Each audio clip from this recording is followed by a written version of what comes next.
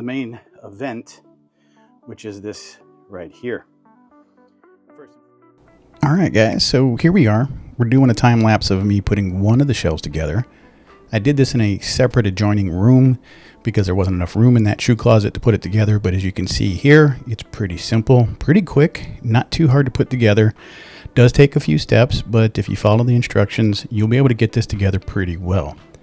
On top of that, once you get it all together, when you put the back on, as you'll see here in a few seconds, kind of try to find out where those lines are so that you can put the nails in to keep it right into place.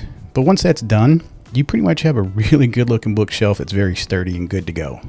All right, guys, so here's the finished product. 3 shelves, 1, 2, 3, and they are connected in the center there, so I have no issue of this shelf falling forward. And so first when you come in, you can see not part of the shelving, but just a little entrance area, little kind of decor that can be seen from our garage entry because we keep the door open all the time. So you see that when you come in. And then over here, before we get to the shoe closet itself or the shoe shelf, you see a nice little sitting place so you can put your shoes on or take them off or check some things out. And then another little shelf that has a set of shoes and whatnot on top of it. Now we come to the main event, which is this right here. First and foremost, the first shelf, we went and bought extra shelves to make sure that we could set the spacing just right. And as you can see, we've got a lot of the big boots. Those are not mine, just in case you're curious. Those are all the wife's. Now, a couple of boots of mine are up here. And we go all the way to the top. And then here, we went ahead and set basically a normal height of a medium top type shoe and set that height all the way across so that we could cover most of our shoes. This did entail us purchasing more shelves units at IKEA. They come with the little hooks so you can just buy more of them. And then of course over here, the same thing, smaller style shoes, a little bit closer space to shelves in some areas so that you can get a lot more shoes in here. And lastly, as I made mention, to ensure that the shelves stay together, I pre-drilled a few holes here in the shelving units across this whole thing so that it would keep it locked into this. Best bet is to pre-drill a tap hole in here, get a drill bit in there so that you can ensure that this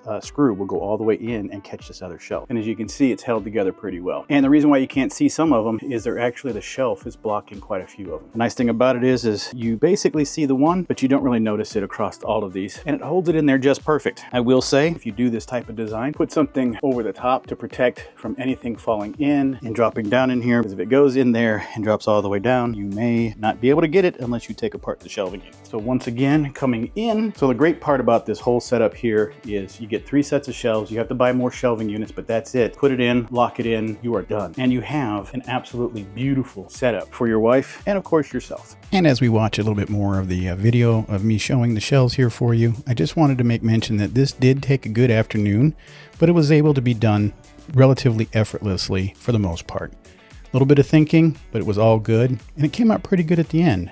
I hope this was helpful for you. I appreciate your time, and I'm out.